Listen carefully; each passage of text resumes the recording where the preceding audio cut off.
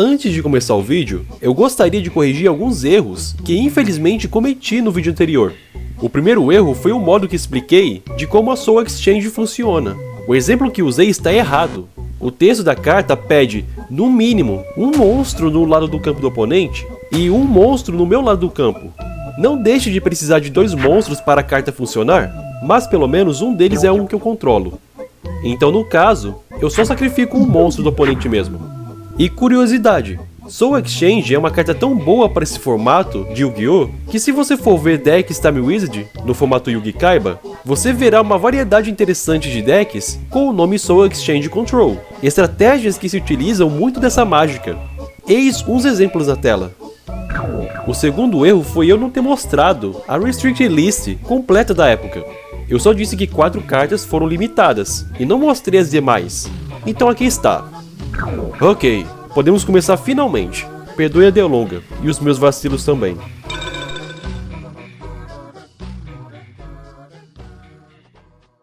No vídeo anterior, analisamos o primeiro formato de Yu-Gi-Oh! TCG, o que abrange a Booster Box Legend of Blue Eyes White Dragon, e os produtos paralelos a ela. Esse formato durou nos dias 8 de março até o dia 25 de junho de 2002. Ele termina nessa data porque no dia seguinte, dia 26 de junho, foi lançado a grande novidade, a Booster Box Metal Riders. Essa coleção tem um número monstruoso de 144 cartas, baseadas nos sets do CG Revival of Black Demon's Dragon, lançado no dia 26 de outubro de 2000, com 60 cartas, e no Metal Riders, de 22 de fevereiro de 2001, com 84 cartas. 144 cartas, 12 reprints e 132 cartas inéditas. Porra, tudo isso? Sim, tudo isso! Então vamos aumentar esse card pool de 189 para 321. Como eu disse antes, um número monstruoso de cartas.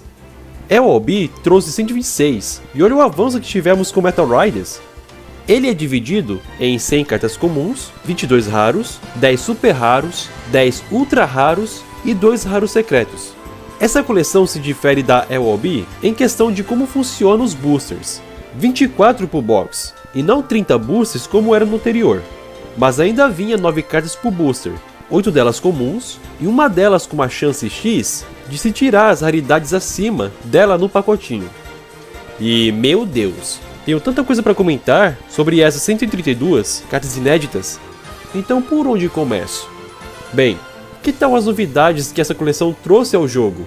Porque sim, essa segunda coleção principal nos trouxe um novo tipo de carta armadilha, as Counter Traps, sendo o tipo de armadilha mais forte já lançada.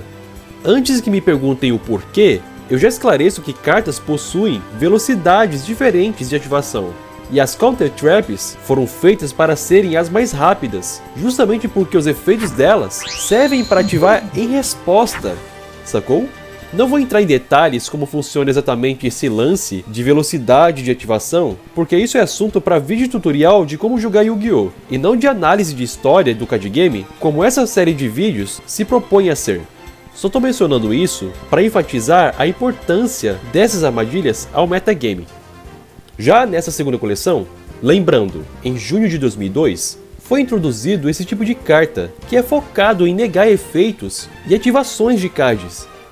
Sim, uma das coisas que o povo vive reclamando do Yu-Gi-Oh! Atual começou aqui, e as 4 primeiras Counter Traps do jogo foram Horn of Heaven, que pode ser ativado quando o oponente invoca um monstro, que ao custo de sacrificar um monstro seu, você pode negar a invocação e destruí-lo.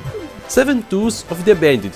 Em resposta à ativação de uma armadilha do oponente, você pode pagar 1000 pontos de vida, negar a ativação do card e destruí-lo.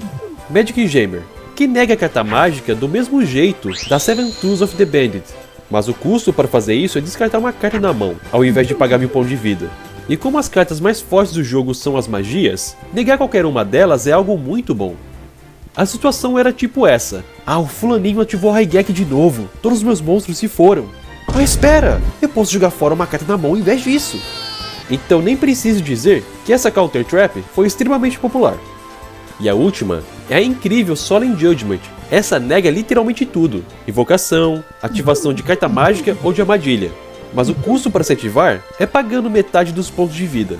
Ainda assim, Judgment é a melhor carta das 4, Tanto que hoje em dia, depois da banlist do dia 12 desse mês, de setembro de 2005, ela se encontra limitada a uma cópia. Como essas são as primeiras cartas que focam em negação, a Konami quis experimentar diferentes tipos de custos para ver qual se sairia mais popular entre os jogadores.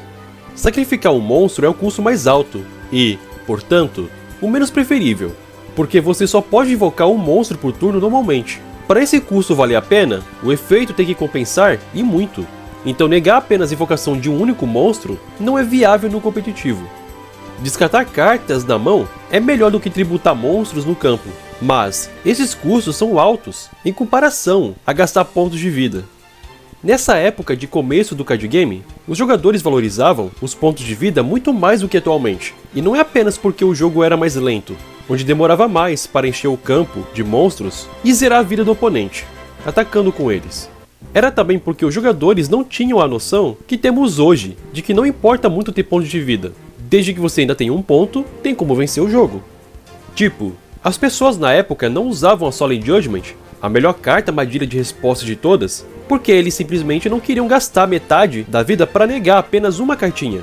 Se for ativar no começo do duelo, com 8.000 pontos de vida, você perdeu mais vida do que perderia com um ataque direto de um Gate Guardian. Mas ninguém que joga Yu-Gi-Oh! Seriamente ativa Solemn Judgment de primeira. A ideia é você usar ela para garantir a vitória, usando-a quando você tiver recursos o suficiente para vencer o oponente num turno só. Ou então serve para proteger o seu combo principal, porque o oponente pode negar suas cartas também. Só falo isso para fins históricos. Quando as pessoas descobriram o tamanho da vantagem que uma Solemn Judgment bem dada faz, a Konami a limitou ou até mesmo a baniu. Todavia, até os jogadores de antigamente descobrirem o potencial dela, essa carta estará 3 cópias, para quem quiser jogar de Time Wizard totalmente ilimitada por vários formatos futuros.